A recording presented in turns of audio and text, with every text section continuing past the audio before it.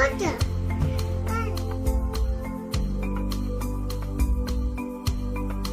Sedamai taman Firdausi, limpahan kasih sayang sejati, seharum semerbak kasturi mengharungi hidup insani, indahnya damainya keluarga yang bahagia.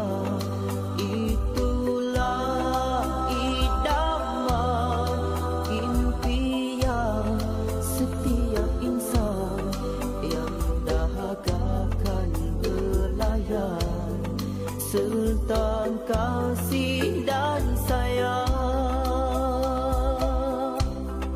Ketika insan lain berbahagia bersama keluarga, namun kita masih meniti titian rapuh.